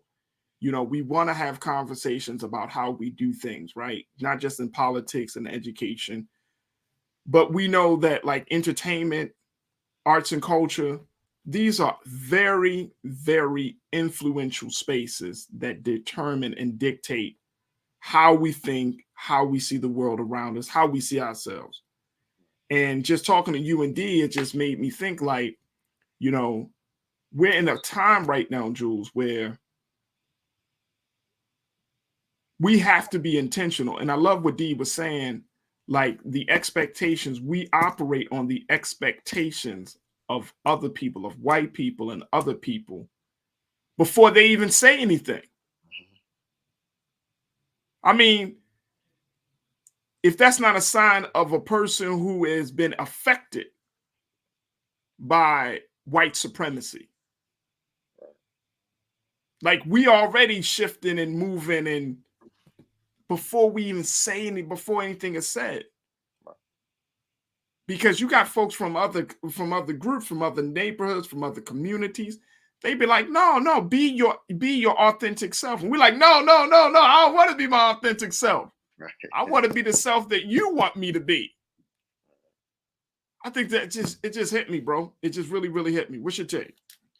So I mean, to take it even back further, you know, also look at it as the opportunities that I see a lot of our artists, our talents, whether locally or on the national stage, get is majority now to the authentic self. I do feel like there was a time when you had to appeal, like, and how Dee was saying, it's like, it's not saying that they were saying this is how I want you to be. In our mindsets, we were like, hey, let's make this song that maybe they will like, but it can get played, that can still appeal to our culture, but I can still be able to get a placement for a Grammy. It's like, again, like how I said again, with that overthinking. And I think now, I feel like that barrier is down. I feel like now that barrier is down, it's because we've seen so many successful artists that have blazed the way for us, be their true authentic selves. And that's given us now a time for us to actually, you know, use our professions and our crafts and our, you know, content and our creatives to now take that next step and say, all right, this is what I'm doing and I'm focused and I'm locked in. And that's going to get us the looks that we need and to be able to spread our voices out there by not watering down our content to fulfill or please somebody, but also getting us opportunity based on who we truly are. Absolutely. And that's what our next guest is doing, Jules. This man is doing some fantastic work. He was recently nominated for the Men of Excellence Award, the Chicagoan. That's how you say it. He's from Chicago. This brother is making a scene both on and off the screen. He's bringing his highly acclaimed. He has been doing a play called 1800 versus 2020. It's a stage play. They did a run in the early part of this month of April 9th and 10th. They're going to do another run on June 18th in celebration and observance of Juneteenth. And so we're happy to have on the show Mr. Richard Gallion, who is an actor, stage player, producer. He's been able to get roles on Fox's newest show, APB, Transformer 4, USA Sirens, and Chicago PD and Empire. So Richard, welcome to The Culture here on the Black Star Network. How are you, dear brother? Man, I'm good, brother. How you? I appreciate y'all having me, man. Oh, absolutely, absolutely. Richard, you've been nominated for the Men of Excellence. You putting out this content. The previous segment we just had, brother Richard, was about, what I see is a trend and also a sign of progress of Black people taking ownership of some of the biggest moments in our arts and culture. Super Bowl, Oscars. Diddy announced he's going to be executive producing and hosting Billboard. You are coming into the picture. You got your play 1800 versus 2020. I mean, it seems like the Black creative, the Black actor, the Black singer is the responsibility is more than just to entertain. It's to curate. It's to develop. It's to add to the culture, not just what you do on screen, but also off screen. Do you feel that as well? Do you feel that same energy, brother Richard? I do. I feel like, especially for us as Blacks, man, I think the whole, and I'm not saying everyone was selfish, but I think that whole selfish mind state is slowly, moving out. The reality is, man, we so gifted and so talented. And I always tell people, whatever gift you have, your gift does not belong to you. God gave you that gift for everyone else. You just a piece of bread that everyone else needs to eat off. So I think now people starting to wake up and starting to realize, like, okay, it's not just about me, because what you do now is going to determine your children's wealth and how they live and what happens with them. So I think we starting to wake up and realize that even when looking at the slaves and everything that happened, you know what I mean? Like they reap the worst part of the kings and queens from the 1400s. You know what I'm saying? They reaped it because the transatlantic slave trade, and it just shifted to where now 400 years later it enslaved the people. So now I think people really starting to wake up to see what I do now determines my children's future. So yeah. I think people really waking up from that. And there's a level of consciousness that I'm seeing, brother Richard. I'm seeing a level of consciousness that from Black actors and Black creatives that I haven't seen in a while. Probably some people would say that we're getting back to the time where, Ozzie Davis, Harry Belafonte, where there was some level of social responsibility that was attached to being a celebrity, that was attached to having a platform. And I feel like that's the right way for us to go. But then we also know that there's some resistance to that, right? That there are forces within Hollywood, forces within the music world that says no, like the chick told LeBron James, just shut up and dribble. There are forces where it's like, yo, just shut up and act. Don't be all involved in Black Lives Matter. Don't be wearing no t-shirts saying I can't breathe. Don't do none of that. We just want to pay you for that. How are those conversations happening? Like you're in those spaces. You're talking to industry folks. You're talking to executives, producers. Like how are they handling this like growing and emerging consciousness right now, brother? Well, no one has ever had a reason or even a boldness to verbally disrespect me like that. I think, and it's, I know this may sound weird, but no, I'm serious. Hey, brother, I they know, like they ain't gonna disrespect me like that. Nah. But see, the thing is, I'm not a big of enough name for them to do that to. Okay. They can't get clout off me. So the lady told LeBron James, shut up and dribble, because she knows she would have got some clout. But LeBron didn't really have to respond to that.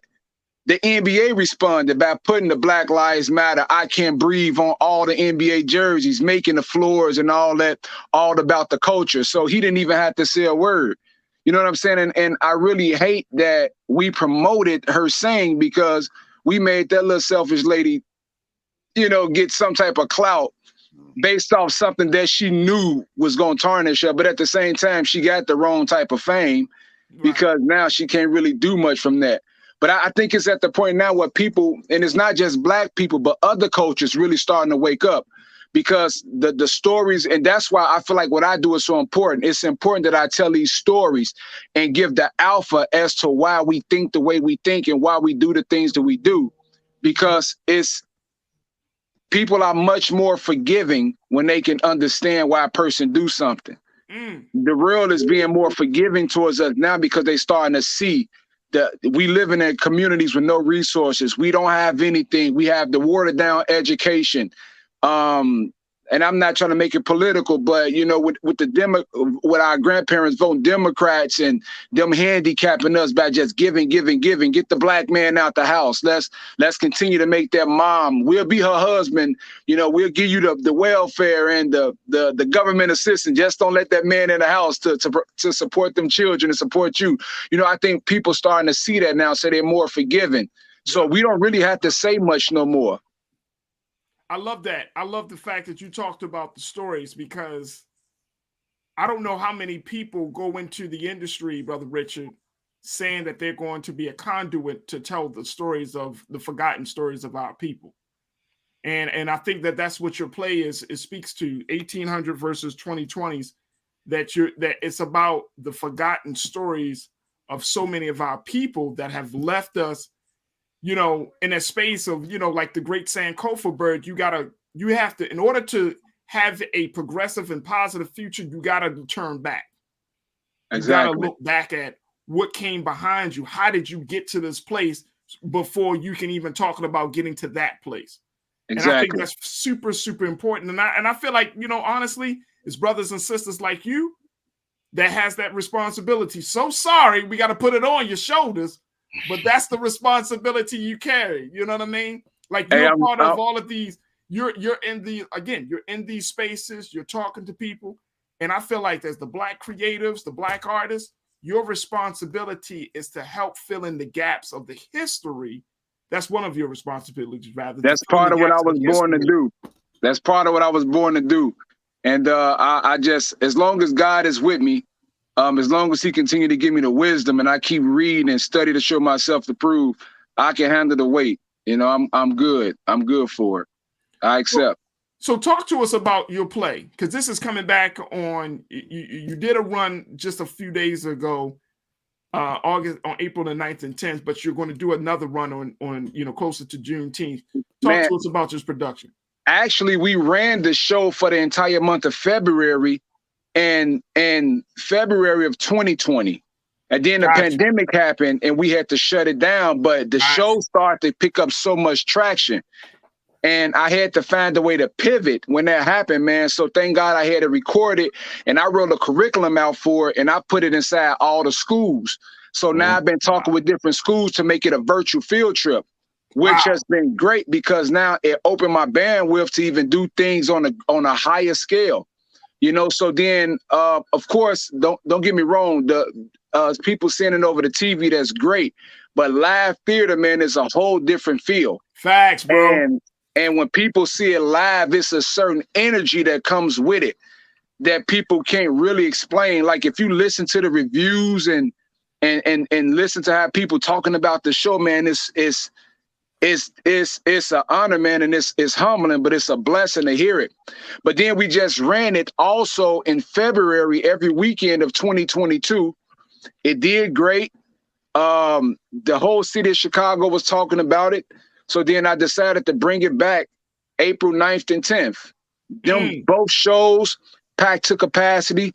Now everyone is like, look, just bring it back again, please. And I told him, I said, listen, what I'm not finna do is lose no money. So if y'all want to see the show come back, I need y'all to text this number right now. Text 1800 verse 2020 to this number. And I got over 800 texts right away within like 15 minutes. Wow. So I said, all right, I'm going to bring it back. So now I'm bringing it back Juneteenth weekend.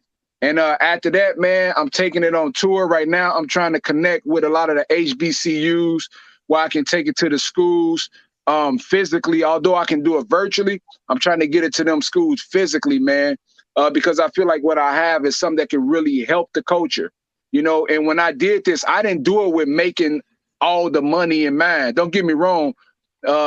Money is great. Even the Bible tells us money answereth all things. Money is great, but it's not just about money. If you look at the people that's wealthy, they developed a product, a script, or something that was able to help people, that helped the masses. Yep. And that's what I write my productions for, to help the masses. And as I chase my passion and help the masses, man, the wealth gonna follow. Everything that those other people chase, go chase me. That's right. That's right. So people don't know, may not notice about you, Brother Richard, but you are an educator as well. Absolutely, yeah. What grade did you teach? I taught 5th grade for a little bit. And then it was taking up too much time. And when me writing scripts, I told the principal, look, I gotta scale back just a little bit. Right. Just let me be an educational support. Right. And I was doing that for a while, man. And but I mean, I love these children, man. I love teaching in the school system. I love just operating in the school system. Just a black man presence, a strong black man presence in the school alone, it changes the entire atmosphere, bro. Yes. And, you know, just being a present help, man, was a blessing. But at the same time, I feel like I'm more effective outside the school to where I can reach everyone through production. And then for them to see a black man in charge that come from the trenches, grew up on the west side of Chicago, survived the jungle, just to see that, you know what I'm saying? They'll know that it's possible. It gives hope. No doubt, no doubt. Jules, what's your question and what's your thoughts for Brother Richard Gallion? My question is definitely, in the world of like social media age, you have young up and coming talents that are in the arts and in the fields trying to figure out which lane to go in. What advice do you give them to go to theater arts? Because I think I've seen a lot of plays. I think watching a play is better than watching a movie or something that's curated on national television over and over again, because you see they have chances to cut and edit, whereas play, it's live. And I feel like that's one of the most gifted arts out there. So what is your advice to get more young African-American men and women into plays and theater? Mm-hmm. First of all, they have to come. That comes with a level of patience. You know what I mean? Like, they have to have some type of patience. And that the first thing I would say is grow patiently. Like, I don't even know if that's a such thing or how that sounds, but you got to have patience. It's possible now. It's such thing now, sir. Man, yeah, you got to grow patiently, man. Because right now we live in a microwave culture where everybody wants things instant. They want it right away. Yep. You know, I would say have patience. 1, 2, study. You have to study what it is that you're trying to do. And I'm not talking about just read a few articles. I'm talking about actually studying the arts. Because if I'm being honest with you, man, I be turned off from urban theater, at least in Chicago. I be turned off from it because you have a lot of people that say, well, God told me to do this. God told me to write my story. What's so unique about your story that other people don't have that's going to make your story stand out? What's so unique? And God may have told you to do that, but that's not now. God told David he was going to be king. He anointed David as king at 15, but David ain't reigned as king till he was 33. Right. It was a process. It was steps. You know what I mean? So you got to have patience. You got to study to show yourself improve. And because I'm an ex-athlete as well. I played NCAA Division I basketball. And I thought basketball was it. I thought that was my love. That was going to take me and my family out the hood.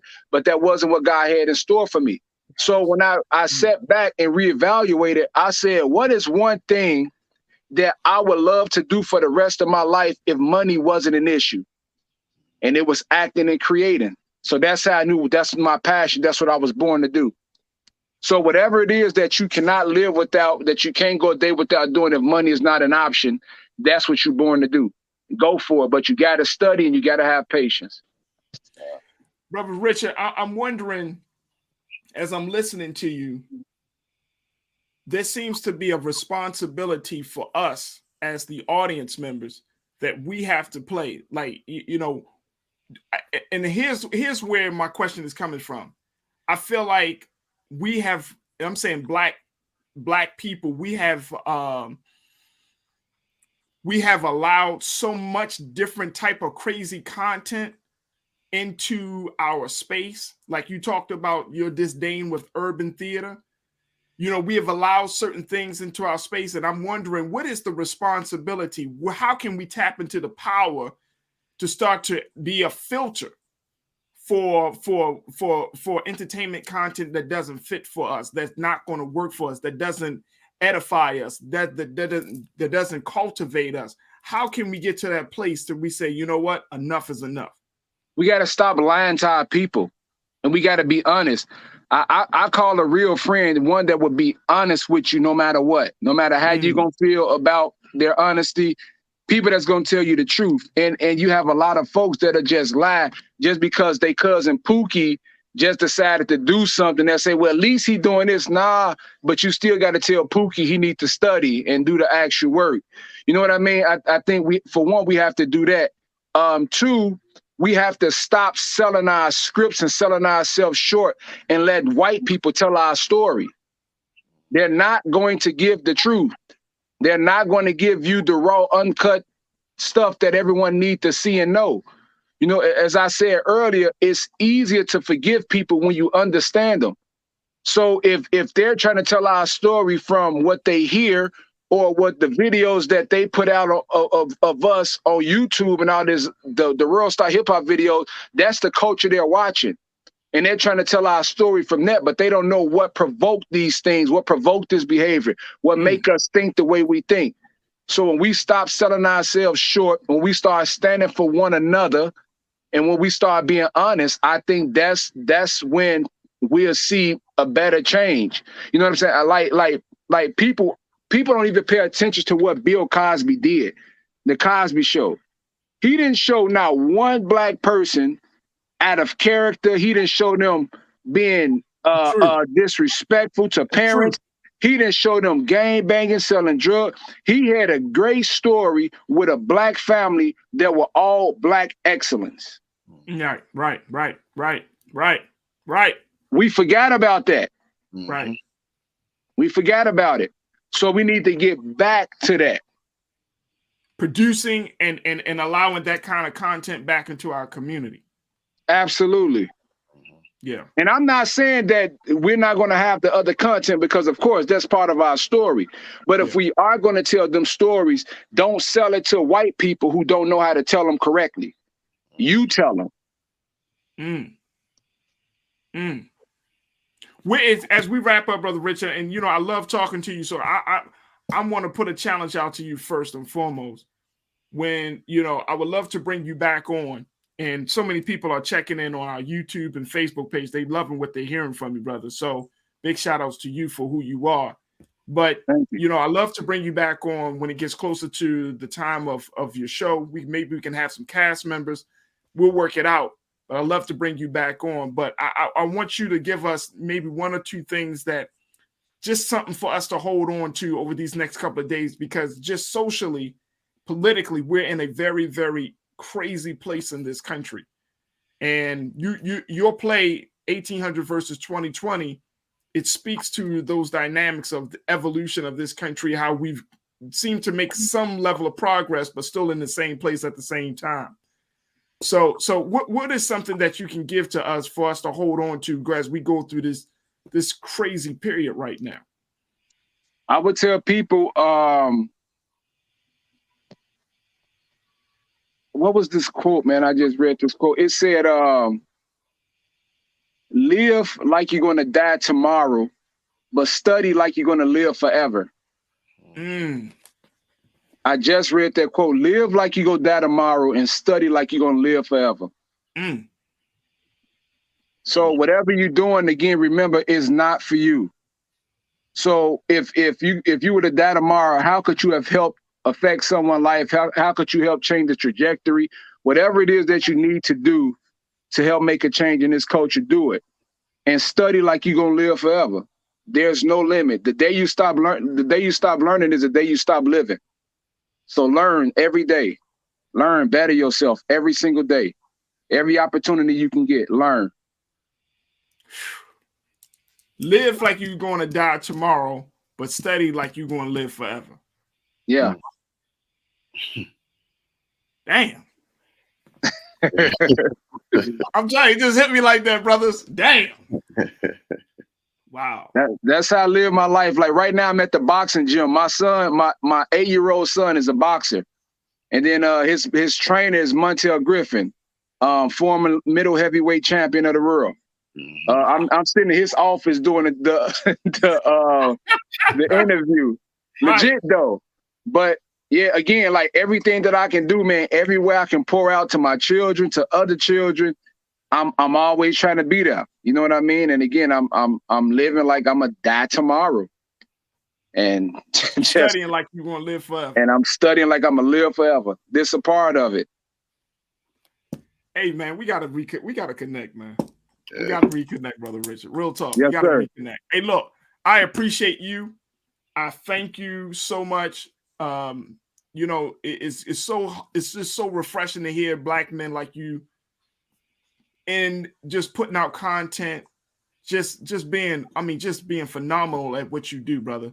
So, you know, again, I'm going to put out the invitation. We're going to talk to your people to make sure we bring you back on, bring on other folks that you're working with. But I just want to say, brother Richard, thank you so much for the great work you're doing in arts and culture. And thank you just being so good for the culture, brother. We truly appreciate that, man. And thank you for dropping us some food for thought today. Thank you for your obedience, man, on just even this platform, bro. I appreciate that because you part of the reason this work go get out. Why the word's gonna get out? You part of the reason. You're a big instrument, bro. So I appreciate your obedience, man, and I appreciate you doing it. I really do. Man, there it is. Brother Richard Gallion. Brother Richard, how can people find out more about the work that you're doing, brother? Thank you. Man, you go to my website, richardgallion.com. It's just my first and last name.com. And then you can follow my social media tags. My social media is just at Richard Gallion. Then my production page is at Richard Gallion ENT. Hey, look, I'm about to follow you. We about to connect, bro. Yes, sir. We got to do some work together. So we got to connect. We're gonna bring Jules in and everybody. We about to connect, bro. So yes, sir. I appreciate you.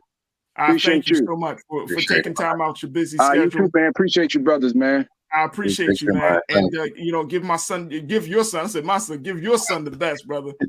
My son, he 8 years old too. So when you said your son 8, I'm like, my son is 8 too. So yeah, man, they projecting him to be a pro by the time he's 17. Wow, because he already gonna be my size. I'm 6'3", 250, and probably like 6% body fat. So he gonna be the same way. Wow. So your son going down that trajectory. My son is gonna be like a soccer star, man. He like Pele on the field, brother. So you know what I'm saying? Yes, sir. We producing giants, you know what I mean? Yeah. We producing giants. But no, real talk, brother Richard. I appreciate you, man. Thank you so much. We will reconnect very soon, God willing. All right? Yes, sir. All right, brother. Thank you. All right. Man, oh man, Richard Gallion. Jules. Man. Live like you're gonna die today. Study like you're gonna live forever. Man. Yeah. That's how you end the show. Just that's the quote in the show. Just say goodbye. I'm just gonna say thank you. Thank y'all for tuning in. I don't know what the man. We had 2 dynamic black men come on the show. You got you as a dynamic black man. Come on, man. How can you not love black men? Nah. Or when black men, when we get conscious, boy. The culture. What? We just be moving mountains and earth and oh. All right, Jules. I appreciate you, man. You know, I'm probably gonna hit you up and come on later on this week. I don't know. This is how the spirit hit me, but I'll let you know. But I appreciate you for joining me today, Jules. I thank you so much, brother. All right, brother. Folks, my God, there it is. There it is. Let's go to this page to show you where you can continue to support us. BlackStarNetwork.com. That's where you can support us. That's it. That's it. Support the Black Star Network, Black-owned media, unadulterated, unfiltered, unapologetic, Black-owned media. If y'all need to get inspired today, you know what I mean? Like I'm so inspired today, and I hope you've been inspired by the conversations that we had with D. Chase and Brother Richard Gallion. I'm inspired. So make sure you support us. Stay tuned. 6 o'clock Eastern Standard Time is another dynamic Black man. You know who he is. Big Brother Roland Martin, checking in with him with RMU. So I appreciate each and every one of you. I'm gonna just let this moment just simmer and marinate for a minute. You know what I mean? Look, never be afraid to challenge what's wrong. Stand for what's right while being yourself in the process. God willing, we're gonna talk tomorrow. Big news that we're gonna talk about. We're going to try to get some conversation around Elon Musk and Twitter. And I got some other fantastic guests that are going to be joining us for the rest of the week. I appreciate each and every one of you.